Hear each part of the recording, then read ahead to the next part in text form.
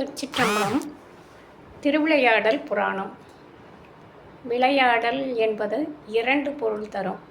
ஒன்று, நம்ம யார்கிட்டையாவது ரொம்ப முக்கியமான விஷயத்தை பற்றி பேசிக்கிட்டு இருக்கும்போது அவங்க கவனிக்காமலே இருக்கிறது. அப்புறம் நம்ம பேசி முடிச்ச அப்புறம் இப்போ நான் என்ன சொன்னேன் அப்படின்னு கேட்கும்போது, என்ன சொன்னீங்க அப்படின்னு கேட்டால், உன்னை என்ன விளையாடுறியா, நான் எவ்வளவு முக்கியமான விஷயத்தை பேசிக்கிட்டு இருந்தேன், நீ இவ்வளவு அசால்ட்டாக சொல்கிற அப்படின்னு சொல்லுவோமா?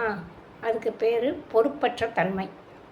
இன்னொன்று, ஒரு பெரிய பாறாங்கல் இருக்கும், அதை நம்மளால் அசைக்கக்கூட முடியாது.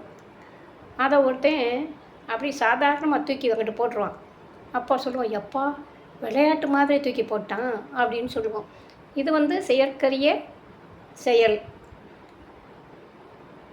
இது இறைவன் செயற்கரிய செயலை செய்வதை திருவிளையாடல் புராணம் என்று சொல்கின்றோம். புராணம் என்றால் பழமையானது, பழமையானது என்றாலும் புதுமையானதும் கூட.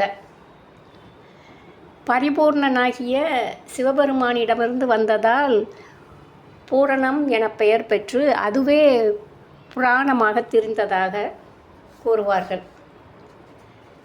இந்த திருவிளையாடல் புராணம் எதற்கு?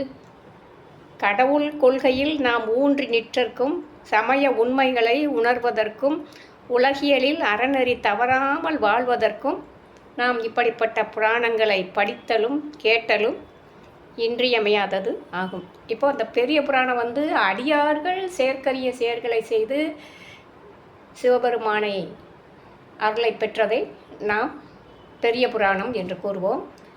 இறைவன் நமக்காகவும் சிற்றுயிர்களுக்காகவும் செயற்கரிய செயல்களை செய்தது தான் திருவிளையாடல் புராணம்.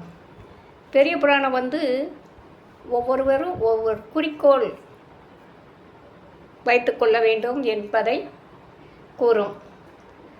பெரிய புராணம், அந்த திருவிளையாடல் புராணம் நாம் பக்தியோடு வாழ வேண்டும் என்று சொல்லும். அது குறிக்கோளுடன் வாழ வேண்டும் என்று பெரிய புராணம் சொல்லும். பக்தியுடன் வாழ வேண்டும் என்று திருவிளையாடல் புராணம் நமக்கு காட்டுகின்றது. திருச்சிற்றம்பலம்.